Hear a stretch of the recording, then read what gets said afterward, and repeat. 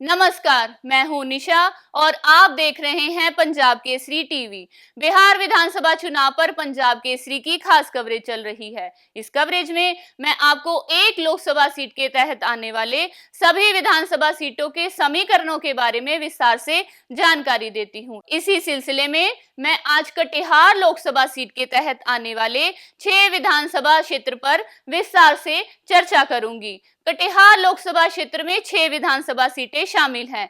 ये 6 सीट है कटिहार, कदवा, बलरामपुर, प्राणपुर, मनिहारी और बरारी सीट। आइए अब आपको बारी बारी से इन 6 विधानसभा सीटों के बारे में मैं विस्तार से एक रिपोर्ट दिखाती हूं। सबसे पहले बात करते हैं कटिहार विधानसभा सीट के समीकरण के बारे में। बिहार का कटिहार विधानसभा सीट कटिहार लोकसभा के तहत आता है। 1952 में कटिहार में हुए विधानसभा चुनाव में कांग्रेस की टिकट पर बाबूलाल मांझी ने जीत हासिल की थी। वहीं 1957 के चुनाव में बाबूलाल मांझी ने कटिहार सीट पर जीत का सिलसिला जारी रखा।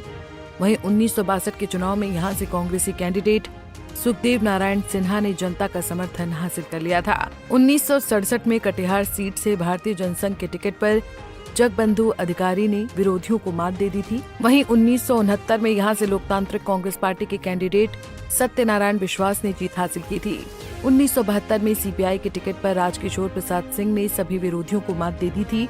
लेकिन 1977 के चुनाव में कटिहार से जनता पार्टी की टिकट पर जगबंधु अधिकारी ने चुनाव में एक बार फिर जीत दर्ज की थी। 1980 में कांग्रेस पार्टी के कैंडिडेट सीताराम चमरिया ने चुनाव में विरोधियों को शिकस्त दे दी थी। 1985 में कांग्रेस पार्टी के कैंडिडेट सत्यनारायण प्रसाद ने विधानसभा चुनाव में जीत हासिल की थी। 1990 में जनता दल के कैंडिडेट राम प्रकाश महतो ने कटिहार के विधानसभा चुनाव में जीत दर्ज की थी। 1995 के विधानसभा चुनाव में कटिहार सीट से जगबंधु अधिकारी ने बीजेपी की टिकट पर जीत हासिल की थी। 2000 के चुनाव में आरजेडी के कैंडिडेट राम प्रकाश महतो ने यहां सभी विरोधियों को शिकस्त दे दिया था।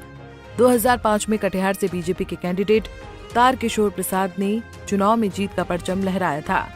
वहीं 2010, 2015 और 2020 में यहां हुए चुनाव में तारकिशोर प्रसाद ने बीजेपी की टिकट पर जीत का सिलसिला बरकरार रखा था। इस बार भी बीजेपी तारकिशोर प्रसाद को चुनावी अखाड़े में उतार सकती है।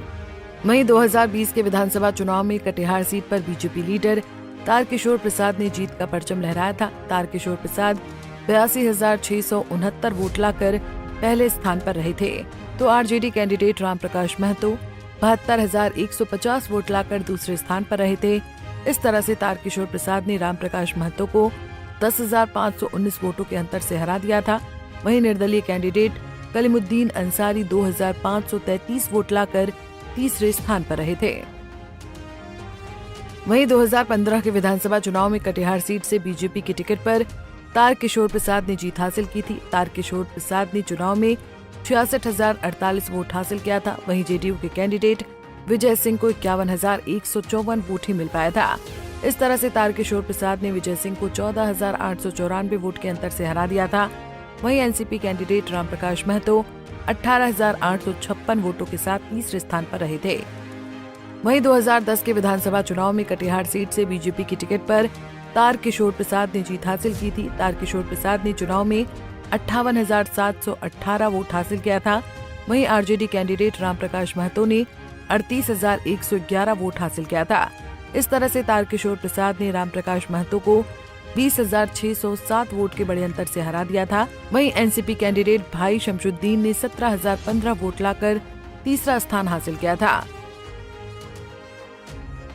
वहीं 2005 के विधानसभा चुनाव में कटिहार सीट से बीजेपी की टिकट पर तारकिशोर प्रसाद ने जीत हासिल की थी। तारकिशोर प्रसाद ने चुनाव में 47,777 वोट हासिल किया था। वहीं आरजेडी कैंडिडेट राम प्रकाश महतो को 47,661 वोट मिले थे। इस तरह से तारकिशोर प्रसाद ने राम प्रकाश महतो को महज 116 वोट के कम अंतर से हरा दिया था। वहीं एलजेपी कैंडिडेट फैज आलम 10,393 वोट लाकर तीसरे स्थान पर रहे थे। कटिहार विधानसभा सीट पर बीजेपी की स्थिति काफी मजबूत रही है। अगर सांसद तारिक अनवर का करिश्मा विधानसभा चुनाव में नहीं चला तो एक बार फिर तारकिशोर प्रसाद यहां से जीत दर्ज कर सकते हैं। अब कदवा विधानसभा सीट के समीकरण पर देखिए ये खास रिपोर्ट। बिहार का कदवा विधानसभा सीट कटिहार लोकसभा के तहत आता है। 1951 में कदवा सीट अस्तित्व में आया था। 1951 में कदवा सीट पर हुए विधानसभा चुनाव में कांग्रेस की टिकट पर हिमांशु शर्मा ने जीत हासिल की थी। वहीं 1957 के चुनाव में मुहिद्दीन मुख्तार ने कदवा सीट पर जीत हासिल की थी। 1962 के चुनाव में यहां से कांग्रेसी कैंडिडेट कमलनाथ झा ने जनता का समर्थन हासिल कर लिया था। 1977 में कदवा सीट से निर्दलीय कैंडिडेट ख्वाजा शाहिद हुसैन ने विरोधियों को मात दे दी थी। वहीं 1980 में यहां से निर्दलीय कैंडिडेट मंगन इंसान ने जीत हासिल कर सबको चौंका दिया था। 1985 में कदवा सीट पर हुए विधानसभा चुनाव में उस्मान गनी ने कांग्रेस की टिकट पर जनता का समर्थन हासिल कर दिया था। 1990 में निर्दलीय कैंडिडेट अब्दुल जलील ने विरोधियों को करारी शिकस्त दे दी थी।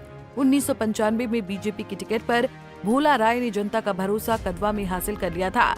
2000 के चुनाव में कदवा से हेमराज सिंह ने निर्दलीय कैंडिडेट के तौर पर विरोधियों को मात देने में कामयाबी हासिल की थी। 2005 में यहां से एनसीपी कैंडिडेट अब्दुल जलील ने विरोधियों को हराने में कामयाबी हासिल की थी। 2010 में कदवा सीट से बीजेपी की टिकट पर भोला राय ने एक बार फिर जीत का परचम लहरा दिया था। 2015 और 2020 में यहां से कांग्रेस पार्टी की टिकट पर शकील अहमद खान ने विरोधियों को हराकर जीत का परचम लहरा दिया था। इस बार शकील अहमद खान पर ही कांग्रेस फिर से भरोसा जताएगी। वहीं 2020 के विधानसभा चुनाव में कदवा विधानसभा सीट पर कांग्रेस उम्मीदवार शकील अहमद खान ने जीत हासिल की थी। शकील अहमद खान 71,267 वोट लाकर पहले स्थान पर रहे थे, तो LJP candidate Chandrabhushan Thakur 38,865 vote लाकर दूसरे स्थान पर रहे थे। इस तरह से शकील अहमद खान ने चंद्रभूषण ठाकुर को 32,402 वोट के विशाल अंतर से मात दे दी थी। वहीं JDU candidate Surya Prakash Roy 31,779 vote लाकर तीसरे स्थान पर रहे थे। वहीं 2015 के विधानसभा चुनाव में कदवा सीट से कांग्रेस की टिकट पर शकील अहमद खान ने जीत का परचम लहराया था। शकील अहमद खान ने 56,141 वोट हासिल किया था।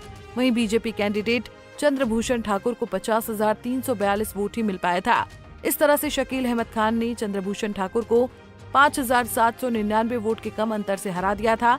वहीं निर्दलीय कैंडिडेट हेमराज सिंह 23,665 वोटों के साथ तीसरे स्थान पर रहे थे। वहीं 2010 के विधानसभा चुनाव में कदवा सीट से बीजेपी की टिकट पर भोला राय ने जीत हासिल की थी। भोला राय ने 38,225 वोट हासिल किया था। वहीं एनसीपी कैंडिडेट हेमराज सिंह ने 19,858 वोट हासिल किया था। इस तरह से भोला राय ने हेमराज सिंह को 18,367 वोट के बड़े अंतर से हरा दिया था। वहीं आरजेडी कैंडिडेट ख्वाजा बाउद्दीन अहमद ने 18,167 वोट लाकर तीसरा स्थान हासिल किया था। वहीं 2005 के विधानसभा चुनाव में कदवा सीट से एनसीपी की टिकट पर अब्दुल जलील ने जीत हासिल की थी। अब्दुल जलील ने 46,221 वोट हासिल किया था। वहीं बीजेपी कैंडिडेट हेमराज सिंह को 33,685 वोट मिले थे। इस तरह से अब्दुल जलील ने हेमराज सिंह को 12,536 वोट के अंतर से हरा दिया था। वहीं निर्दलीय कैंडिडेट दिनेश कुमार इंसान 10,121 वोट लाकर तीसरे स्थान पर थे। शकील अहमद खान कांग्रेस के बड़े नेता हैं। हालांकि पिछली बार जेडीयू और लोजपा के बीच टिकट बंटने से खान के पटना पहुंचने का रास्ता आसान हो गया था, लेकिन इस बार जेडीयू, बीजेपी और लोजपा की मिली-जुली शक्ति से कांग्रेस नेता शकील अहमद खान को कड़ी चुनौती मिल सकती है। बलरामपुर विधानसभा सीट के समीकरण पर डालते हैं एक नजर। बिहार का बलरामपुर विधानसभा सीट कटिहार लोकसभा के तहत आता है। 2010 में बलरामपुर में हुए विधानसभा चुनाव में दुलाल चंद गोस्वामी ने जीत का परचम लहराया था। वहीं 2015 और 2020 में यहां से सीपीआई एमएलएल के टिकट पर महबूब आलम ने जीत हासिल की थी। वहीं 2020 के विधानसभा चुनाव में बलरामपुर सीट से सीपीआई एमएलएल कैंडिडेट महबूब आलम ने जीत का परचम लहराया था। महबूब आलम 1,04,489 वोट लाकर पहले स्थान पर रहे थे, तो वीएसआईपी कैंडिडेट वरुण कुमार झा 50,892 वोट लाकर दूसरे स्थान पर रहे थे। इस लिहाज से महबूब आलम ने वरुण कुमार झा को 53,597 वोट के विशाल अंतर से हरा दिया था। वहीं एलजेपी उम्मीदवार संगीता देवी 8,949 वोट लाकर तीसरे स्थान पे थीं। वहीं 2015 के विधानसभा चुनाव में बलरामपुर सीट से सीपीआई एमएलएल की टिकट पर महबूब आलम ने जीत हासिल की थी। महबूब आलम ने चुनाव में 62,513 वोट हासिल किया था। वहीं बीजेपी कैंडिडेट वरुण कुमार झा को 42,094 वोट ही मिल पाया था। इस तरह से महबूब आलम ने वरुण कुमार झा को 20,419 वोट के बड़े अंतर से हरा दिया था।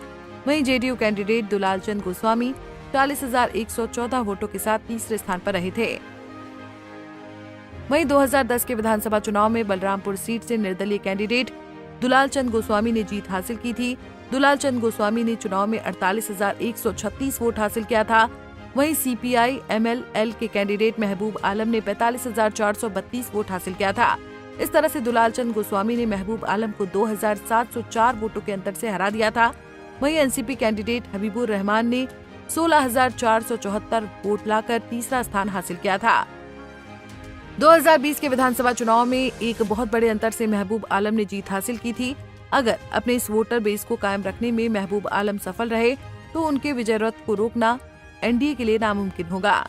बलरामपुर के बाद प्राणपुर सीट के समीकरण पर देखिए ये रिपोर्ट।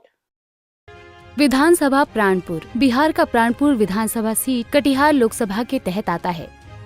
1977 में प्राणपुर सीट पर हुए विधानसभा चुनाव में जनता पार्टी की टिकट पर महेंद्र नारायण यादव ने जीत हासिल की थी। 1980 में यहां से कांग्रेस के कैंडिडेट मोहम्मद शकूर ने विधानसभा चुनाव में विरोधियों को मात दी थी। 1985 में मंगन इंसान ने प्राणपुर सीट पर कांग्रेस की टिकट पर जीत हासिल की थी। 1990 और 1995 में प्राणपुर सीट पर जनता दल के टिकट पर महेंद्र नारायण यादव ने विरोधियों को शिकस्त दी थी। वहीं 2000 के चुनाव में यहां बीजेपी कैंडिडेट विनोद कुमार सिंह ने जनता का समर्थन हासिल किया था। 2005 में प्राणपुर सीट से आरजेडी कैंडिडेट महेंद्र नारायण यादव ने विरोधियों को मात दी थी। वहीं 2010 और 2015 में प्राणपुर सीट से बीजेपी की टिकट से विनोद कुमार सिंह ने लगातार 2 बार जनता का भरोसा हासिल किया था। वहीं विनोद कुमार सिंह के असामयिक निधन के बाद उनकी विरासत को उनकी पत्नी निशा सिंह ने आगे बढ़ाया। 2020 के विधानसभा चुनाव में बीजेपी की टिकट पर निशा सिंह ने जीत हासिल की थी। इस बार भी बीजेपी यहां से निशा सिंह की किस्मत पर भरोसा कर सकती है। वहीं 2020 के विधानसभा चुनाव में प्राणपुर सीट पर बीजेपी उम्मीदवार निशा सिंह ने जीत का परचम लहरा दिया था।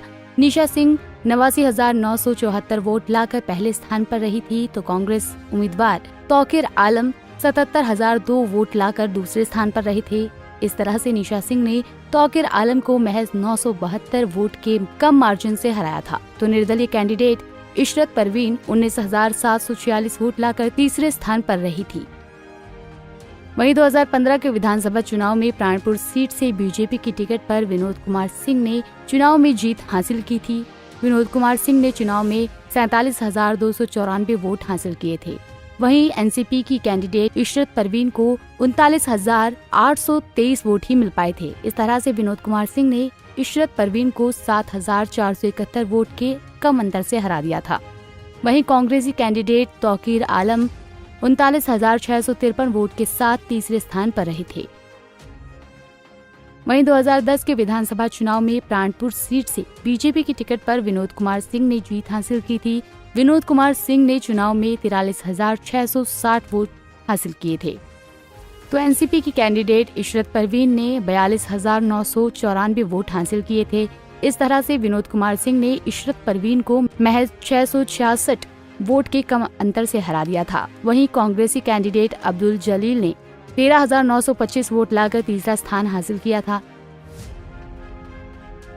वहीं 2005 के विधानसभा चुनाव में प्राणपुर सीट से आरजेडी की टिकट पर महेंद्र नारायण यादव ने जीत हासिल की थी।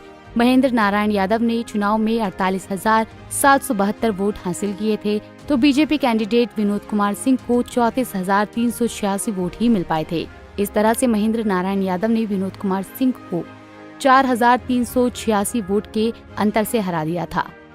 वहीं एलजेपी कैंडिडेट अब्दुल सुबहान 15,620 वोट लाकर तीसरा स्थान पर रहे थे।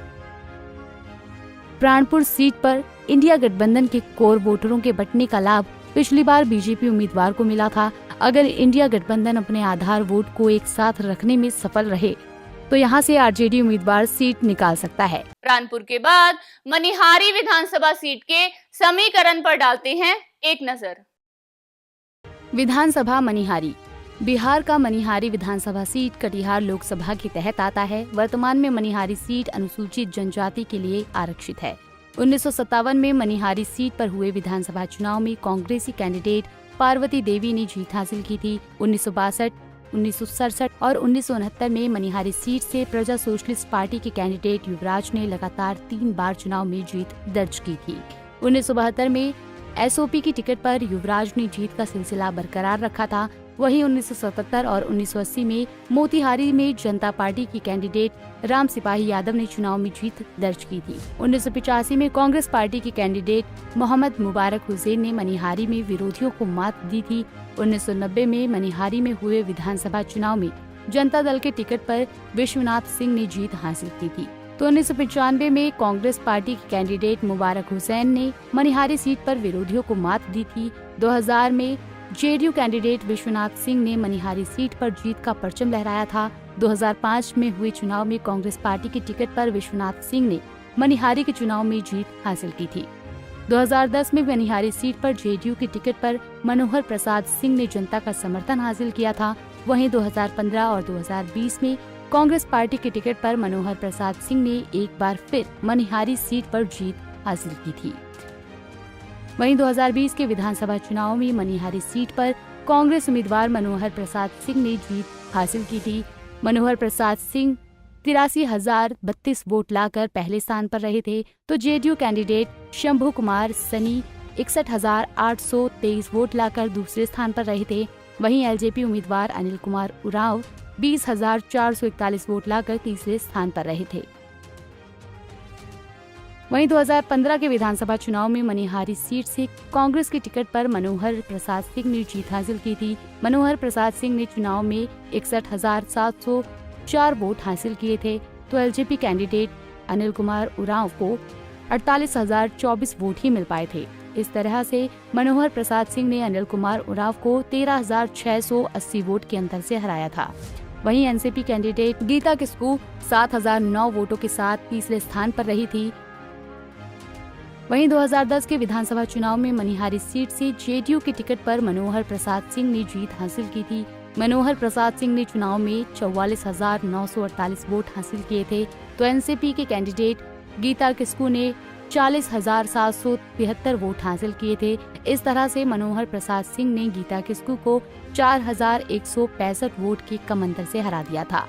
वहीं एलजेपी कैंडिडेट चंपई किस्कू ने 18,466 वोट लाकर तीसरा स्थान हासिल किया था। वहीं 2005 के विधानसभा चुनाव में मनिहारी सीट से कांग्रेस के टिकट पर मुबारक हुसैन ने जीत हासिल की थी। मुबारक हुसैन ने चुनाव में 27,822 वोट हासिल किए थे, तो जेडीयू कैंडिडेट विश्वनाथ सिंह को 26,548 वोट ही मिल पाए थे। इस तरह से मुबारक हुसैन ने विश्वनाथ सिंह को 1,284 वोट के कम अंतर से हराया था। वहीं LJP candidate Sagir Ahmed 12,262 vote लाकर तीसरा स्थान हासिल किए थे। पिछली बार जेडीयू और लोजपा का वोट बांटने से कांग्रेस उम्मीदवार मनोहर प्रसाद सिंह को जीत मिली थी। अगर इस बार जेडीयू और लोजपा का वोट एक साथ एनडीए उम्मीदवार को मिला तो कांग्रेस कैंडिडेट को मनिहारी में मुश्किलों का सामना करना पड़ सकता है। अब बरारी विधानसभा सीट के समीकरण पर देखिए ये रिपोर्ट। बिहार का बरारी विधानसभा सीट कटिहार लोकसभा के तहत आता है। 1957 में बरारी सीट पर हुए विधानसभा चुनाव में कांग्रेसी कैंडिडेट वासुदेव प्रसाद सिंह ने जीत हासिल की थी। 1962 और 1967 में भी वासुदेव सिंह ने कांग्रेस पार्टी की टिकट पर लगातार 2 बार चुनाव में जीत दर्ज की थी। 1969 के चुनाव में बरारी सीट से सीपीएम कैंडिडेट शकूर ने विरोधियों को मात दे दी। 1972 में कांग्रेस पार्टी की टिकट पर मोहम्मद शकूर ने जीत हासिल की थी। 1977 में जनता पार्टी के टिकट पर बरारी में वासुदेव प्रसाद सिंह ने एक बार फिर जीत दर्ज की थी। 1980 में कांग्रेस पार्टी के टिकट पर करुणेश्वर सिंह ने विरोधियों को मात दे दी थी। 1985 में लोकदल के कैंडिडेट मंसूर आलम ने जनता का समर्थन हासिल कर लिया था। 1990 में बरारी से निर्दलीय कैंडिडेट प्रेमनाथ जायसवाल ने जीत हासिल की थी, तो 1995 में मंसूर आलम ने जनता दल के टिकट पर विरोधियों को पटखनी दे दी थी। तो 2000 में आरजेडी की टिकट पर बरारी से मंसूर आलम ने जनता का समर्थन हासिल कर लिया था। 2005 और 2010 में बीजेपी के टिकट पर विभाष चंद्र चौधरी ने बरारी सीट पर लगातार 2 बार जीत का परचम लहरा दिया था। वहीं 2015 में आरजेडी की टिकट पर नीरज कुमार ने विरोधियों को मात दे दी थी, लेकिन 2020 में बरारी सीट पर जेडीयू कैंडिडेट विजय सिंह ने बाजी पलट दी थी। इस बार भी एनडीए की तरफ से जेडीयू कैंडिडेट ही बरारी सीट पर आरजेडी को टक्कर देंगे। वहीं 2020 के विधानसभा चुनाव में बरारी सीट से जेडीयू कैंडिडेट विजय सिंह ने जीत का परचम लहराया था। विजय सिंह 81,752 वोट लाकर पहले स्थान पर रहे थे, तो आरजेडी उम्मीदवार नीरज कुमार 71,314 वोट लाकर दूसरे स्थान पर रहे थे। इस तरह से विजय सिंह ने नीरज कुमार को 10,438 वोट के अंतर से मात दे दी थी। वहीं LJP candidate Vibhash Chandra Chaudhary 7,920 vote लाकर तीसरे स्थान पर रहे थे।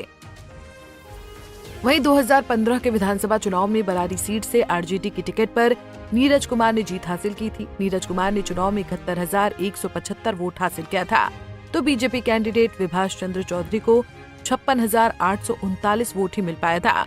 इस तरह से नीरज कुमार ने विभाष चंद्र चौधरी को 14,336 वोटों के अंतर से हरा दिया था। वहीं एनसीपी कैंडिडेट मोहम्मद शकूर 11,002 वोटों के साथ तीसरे स्थान पर रहे थे। वहीं 2010 के विधानसभा चुनाव में बरारी सीट से बीजेपी की टिकट पर विभाष चंद्र चौधरी ने जीत हासिल की थी। विभाष चंद्र चौधरी ने चुनाव में 58,104 वोट हासिल किया था, तो एनसीपी कैंडिडेट मोहम्मद शकूर ने 30,936 वोट हासिल किया था। इस तरह से विभाष चंद्र चौधरी ने मोहम्मद शकूर को 27,168 वोट के अंतर से हरा दिया था।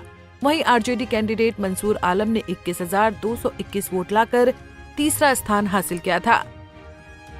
वहीं 2005 के विधानसभा चुनाव में बरारी सीट से कांग्रेस की टिकट पर विभाष चंद्र चौधरी ने जीत हासिल की थी। विभाष चंद्र चौधरी ने चुनाव में 38,493 वोट हासिल किया था, तो एनसीपी कैंडिडेट मोहम्मद शकूर को 35,330 वोट मिला था। इस तरह से विभाष चंद्र चौधरी ने मोहम्मद शकूर को 3,163 वोट के कम अंतर से हरा दिया था। वहीं एलजेपी कैंडिडेट संयोगिता सिंह ने 17,540 वोट लाकर तीसरा स्थान हासिल किया था। बरारी विधानसभा सीट पर मुस्लिम आबादी सबसे अधिक है। इसके बाद राजपूत, ब्राह्मण, रविदास, पासवान और यादव समेत अन्य जातियां आती हैं। लेकिन एनडीए के पक्ष में बहुसंख्यक वोटरों का ध्रुवीकरण होता है। अगर इस बार भी बरारी में वोटों का ध्रुवीकरण होता है तो एनडीए कैंडिडेट के लिए पटना पहुंचना आसान हो जाएगा। आज आपको कटिहार लोकसभा सीट के तहत आने वाले सभी विधानसभा सीटों के हर पहलू पर विस्तार से रिपोर्ट दिखाई गई। आगे किसी और लोकसभा सीट के तहत आने वाले विधानसभा सीटों पर हमारी विशेष चर्चा जारी रहेगी। तब तक आप तमाम खबरों के लिए देखते रहिए पंजाब केसरी टीवी। नमस्कार।